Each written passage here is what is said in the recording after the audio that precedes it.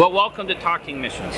My name is Brad Murray, and this guy here, you might recognize him, Greg Musselman, and he's been with 100 Huntley Street, if I can get the word out. And he's on the receiving end of the interview this time. Yeah, well, it'll be kind of interesting. I don't get to ask the questions. Okay, it's easy. So you can ask the questions, and then let's see what the person says, and maybe they say something bizarre. We could always cut this, right? Yeah, we could. Probably won't. Okay. And, you know, the fun part's always the best part to leave in, right? It's true. Especially, we're not on TV here. This is like YouTube and podcasts and things like that, so you can get away with so much more. You can, but you know, the way that even with like a ministry like 100 Huntley Street, which was primarily conventional television, right, but the people that are actually laying eyes on our content, interviews, and the Bible teaching, all things that we do at Huntley Street, a good majority of that now is coming from YouTube, social media. Really? So, you know, there's been a huge shift. There's still a lot of people watching on like our television station, Yes TV, and various stations across Canada,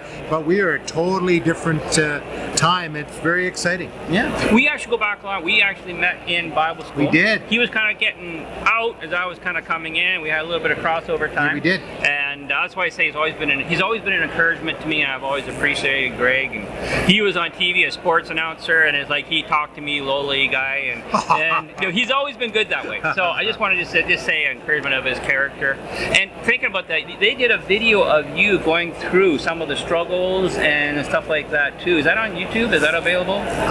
If you're speaking of the one that I'm just trying to think, as I've gone through a few struggles. Yeah. But we actually did a whole episode where you guys. Yeah, my wife and I, we did. Yeah, we talked about some of the marriage issues we went through. Yes, you can find Arlene and I on YouTube or through the 100 Huntley Street website. You know, because ministry does take its toll on you, and and some of the things that were in my past as a kid, growing up. And I mean, I love my parents; they were wonderful people, but there were some issues, and I just I think the pressure of doing kind of ministry I was doing with traveling to different countries, Brad, and meeting persecuted Christians, hearing their stories, was emotionally affecting me, and it just seemed to just accentuate some of the personal things that maybe I had been putting off and needed to deal with. But God is gracious, and our marriage is wonderful, and any healing that needed to happen between me and my kids has been there, so I'm grateful for that. Well, I just like that video, if you want, because I just found it actually really encouraging, just the truth of it, and that we're not perfect. There's absolutely nothing perfect about any one of us, and we don't have to be the Rock of Gibraltar or any of those kind of things. We just trust in the Rock, right? And allow Him to take us through these things. So you've been working with Open Doors. What got you started with Open Doors?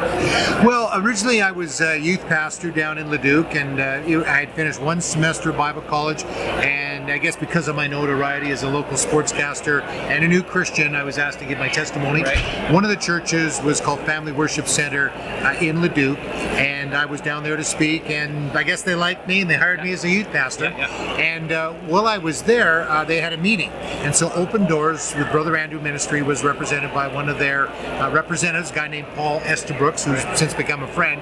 And I had no grid of Christians that were suffering for their faith in Jesus. And just something locked into my heart, as my wife said, something was happening, and did happen at that time. And so I would get the monthly newsletter. I would pray for persecuted Christians, send some resources, and so that was 1988.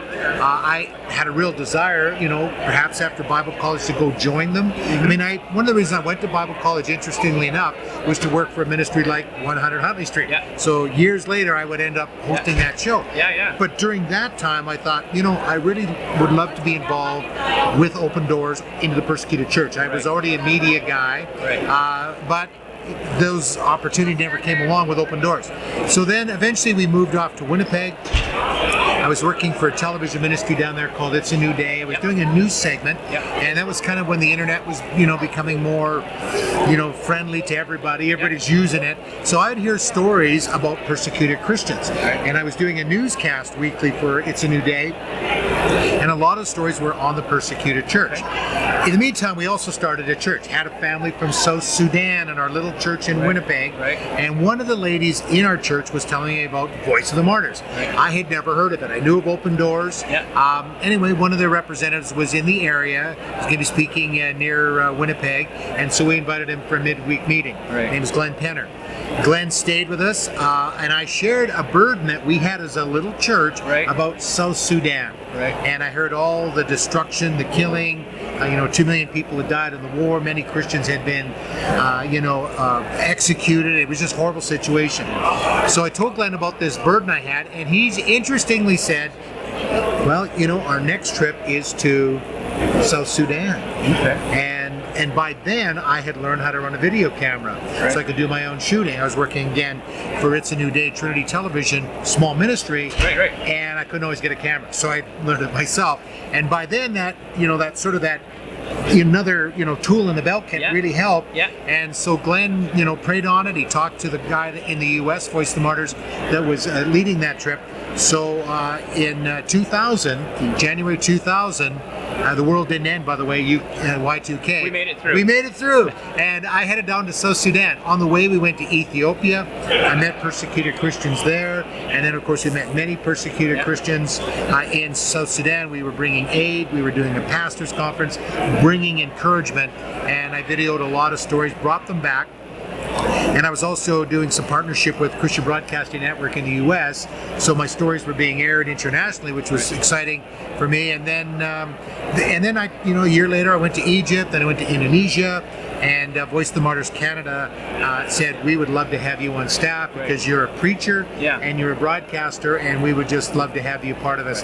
So that was in 2003, and so since then, except a little, I did actually work with Open Doors for a brief time, but went back to Voice of the Martyrs, and 3 years ago rejoined Voice of the Martyrs, and also took on the role as a host of Huntley Street. And the reason that came about on Huntley Street is because I would be on that program often, sharing my videos and stories of the persecuted church, and so they had a need for a host, and at that time they were doing a lot of recording of programs, so I'd fly in and tape a bunch of programs. And I saw the two, Crossroads Christian Communications, which is 100 Huntley Street, is a great platform to share the stories of the persecuted church, and it goes beyond that. I mean, I have a heart for Canada and evangelism, and so it was just a real opportunity to bring two wonderful ministries together. I don't get much chance to sit in any of the sessions, but I got the open session you had earlier.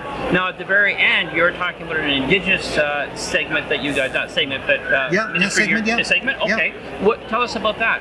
Yeah, it's called First People's Voices. The producer of the program is a young Métis lady by the name of Crystal LaValle, and she and our team of cameras, mainly a guy named Greg House, they go into various communities, Indigenous communities across Canada, and document stories. They've got wonderful connections, so we do practical things, could be bringing food, supplies, but really more on the spiritual side, counseling, because there's high suicide rate in many of those communities. A lot of these people have come from horrible backgrounds, especially some of the older ones through the residential schools. And so Lorna Duick, who's our outgoing CEO, but when she came in, she just said, we need to do something with our First Peoples. And that's what the First Peoples Voices was born of. And so they air like 6-7 minute segments once a week, usually Wednesdays, although we sometimes move it around. In fact, we just had a special on it, and again, to bring encouragement, the stories, and so that we can really make a difference. I mean, these are the First Peoples. That's why we call them that in this country. And they have suffered greatly. And it is wonderful to see how God is moving through the communities. I mean, they're very spiritual people. And so many of them are accepting Jesus, and the testimonies are so powerful. Actually, a friend of mine, I haven't seen him in years, but he became a real leader by touching into the spiritual side, right? And he just became a real received by the people, and it's just it's something that is powerful.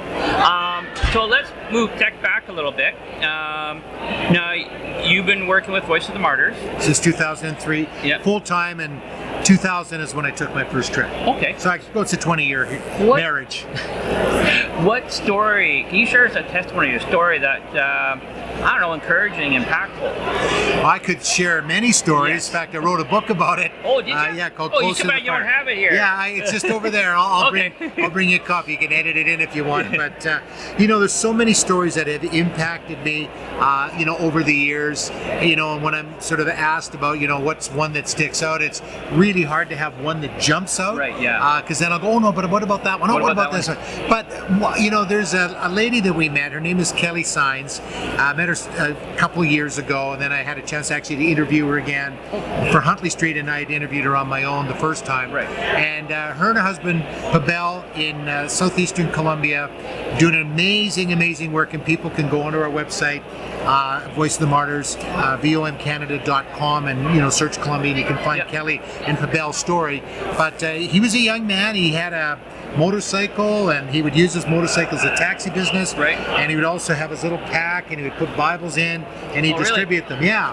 And Kelly knew that, and said to Pavel many times that the work you're doing is dangerous. Yeah. You're going into areas, the FARC guerrillas, the communist guerrillas, and on the drug trade and all the kidnappings and murders, and these are dangerous areas. And so November 2015, he got a call on a Sunday morning to go out and pick up a fare, which he did, and he never returned. And it was found out that he had been strangled, actually by the very pack that he would have with him, and he was killed. And so Kelly was left with these two wonderful children, Israel and Linda.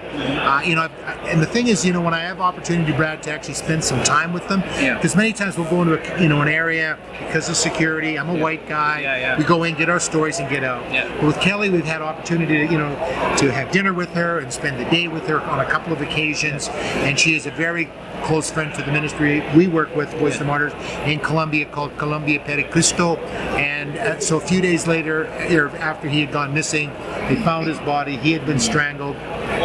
Horrible situation. And so now she's a widow. But the thing that really struck me with Kelly is that they found out who the two young men were that killed Pavel, and the village chief, who was the uncle of these two guys, was greatly embarrassed and saddened, and just really upset by what had happened.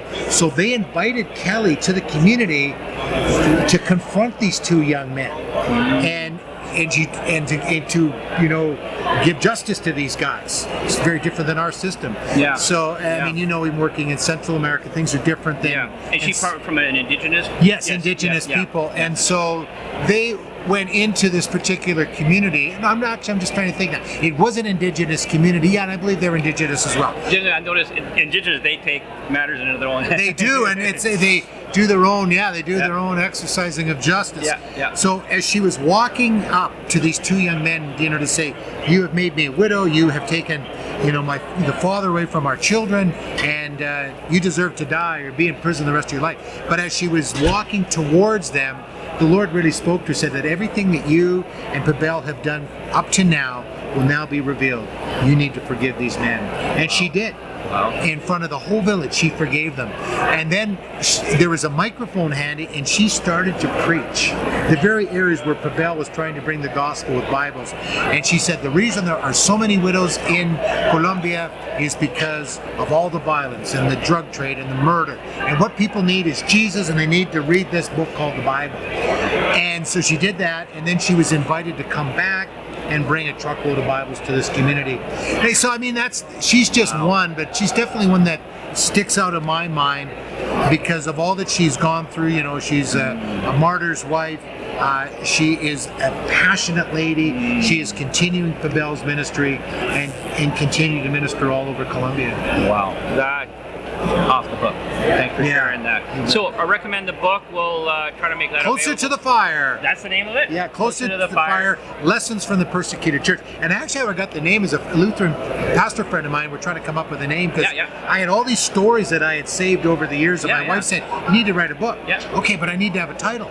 And so I was talking to a Lutheran pastor friend of mine, and he just said it was an ancient pastor from centuries and centuries ago, and his statement was, "The closer you are to Jesus, the the closer you are to the fire. It's like closer to the fire. So that was the name of the book. And then somebody said, well, is this a book about hell? I said, no, it's lessons from the persecuted church. So we learn a lot from people like Kelly about forgiveness, about perseverance, and the many stories that I've been able to share through it. So voincanada.com is our website. You can order it there. Awesome.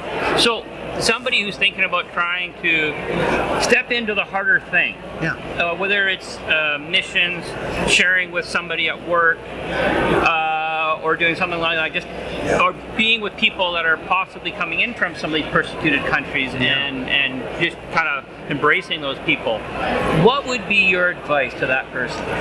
Well, when it comes to Christians coming into Canada, I've actually gotten a little bit involved with that through Facebook and my 5,000 close friends. But people are, they see what I do, and they say, well, can you bring us out? And you have to be out of the country to come here as refugees. So many Pakistani Christians, because 2% of the Christian or the population of Pakistan is Christian. Many are nominal even. So there's very few Christians there. So Voice of the Martyrs, Open Doors, other ministries would say we would like you to stay in the country and be the light and the salt in these countries. But we understand it's also very dangerous, and you need to do what you need to do. So I would this particular fellow named Moran, he would send me messages all the time on Facebook and said, please get us out of Thailand, because a lot of them had left Pakistan. They went to Thailand because it's inexpensive, they don't need a visa. Then they get stuck in these detention centers for many years. And so this guy was just, come and help us.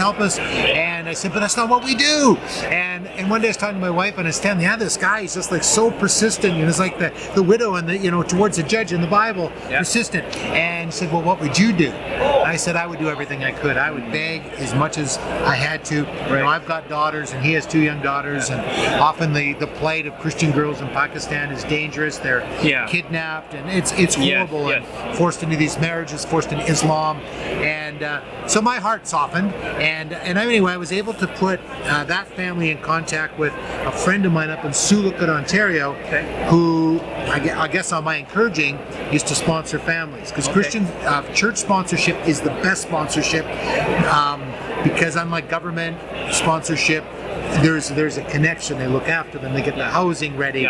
They can get into the Christian community. They care about them. And so anyway, this friend of mine in Sioux Lookout, he got some churches together, and they sponsored that family. They sponsored another family. And when I was up there recently to meet this family from Pakistan, Shameen and Maran and their wonderful children, we had a meeting, and then they decided to sponsor 2 more families. And in a very short time, they raised $70,000. Wow. So, I don't know how many they're going to sponsor up in Sioux Lookout, but it does something for the Christian community. It does something obviously for the family. It changes their whole trajectory. So I would encourage, churches to sponsor Christian families. Now, I'm not against other faith groups. The Muslim community will sponsor the Muslims. But in Galatians 6, it does say, we love everybody. We are kind to everybody, but first the household of faith. And so I think that's something practical we can do. And if it's a church, we can raise the support, through fundraisers or taking a part of the church budget, maybe less on the expansion and more on the people thing. I think that's a practical way. And I think and then in terms of ministry, I have found, Brad, that, for me, when I came to Jesus in the early 80s, I was a sportscaster, I was doing very well, but I felt a stirring. And usually people that are called into ministry, there's something stirring. And if you're married, certainly you need to make sure that you're on the same page as your spouse. And choose wisely. And choose wisely. That's like I always say, the most, next to the decision to follow Jesus is the spouse that you're with. Because I've seen, and we've seen a lot of ministries and people's lives disrupted in a sense of the calling, and it can be a real pain the rest of their lives. And so I would say once that stirring is there, and then get training. In my case, it was Bible college. There's many ways. There's YWAM and many great organizations to be discipled. And then just start building on what God is calling you to do. For me, I was a broadcaster. I thought I was doing it for my own selfish purposes so I could get famous. And then, and I love broadcasting and sports especially. Still enjoy sports occasionally, not like I used to, fanatical, but the broadcasting, and then that opened up doors to do speaking, and then to be preaching, and then to do teaching, learning how to run a video camera. Then that opened up doors to travel into some of these hostile countries. But if I had tried to go, I was 18, I want to be a missionary to the Voice of the Martyrs, well, it wouldn't have happened. So it's a progressive thing. I even spent some time pastoring churches and doing that kind of ministry. So, the young people, just get training, follow the Lord. Don't get impatient. He's building character, which is the most important thing, and then he's building the skills and the talents we have. Those are refined. And I tell you, the God of the universe who created us, he's got a great plan, and the Bible says that he planned those works in advance. So if he's already planned them, let's just get on with his plan. Well, I did an interview last year. One of the guys says the first yes is the hardest yes. Yeah. And then when you start seeing the Lord provide through the yeses, and you begin to, your faith is encouraged. And it just lately for me is one of the biggest convictions I've been having lately is just doing the simple things. Yeah. It's a scripture like, you did unto these, right? You did unto the ones that I did not, when did I see you thirsty? When did I see you hungry? When did I see you in prison? Sometimes it's just those simple things, really take down all those, and what do you have? You have being that person that's caring and loving and sharing. And whatever you're doing, I had a very simple thing, but I was walking into this building here, and I'm one of the keynote speakers, and I'm so not that way, but I know hopefully. Yeah. But there's this guy, and I think I know he's homeless, but he was obviously having a difficult time, and he was just trying to get into the church. He said, I just need some peace. Yeah. And I just took some time to walk with him. He, in my opinion, he knew the Lord. I could tell by the way he's talking, and he knew scripture. But I just took some time and talked to him and shook his hand. And you know what? Sometimes we get so busy with doing ministry, we forget about the people around us. Can we not, buy coffee to him? I was in Halifax, and again, it's not about me, but I'm just saying that the guy in front of me, he could tell he was living pretty rough. He was staying with the Salvation Army. I bought him a coffee, and can I buy you a dinner? No, that's fine, thank you. But if we can take time from our busy schedules, and I'm running for airplanes all the time, and if opportunity arises, talking to the person next to me, then I will do that. It's not just about, sometimes we think the big things of speaking in a big audience or doing television or whatever, or going on a big mission trip somewhere, It's the things that are around us. And I remember John Wimber, the leader of the Vineyard, he had a huge impact on me. And he said, getting on an airplane does not make you a missionary. You're already a missionary where you live, in your neighborhood. So I think that's a good reminder that, again, the simple things, being friendly, smile at people, put your cell phone away when you're ordering your coffee. You're okay right now. But you know what I mean? Like you're in line, so you got your cell phone, and and you're in the line, and you're and you're like, I know you're texting. You have a double. Put the phone away. Hey, and you see their name, and you address them by name, and you're friendly to them.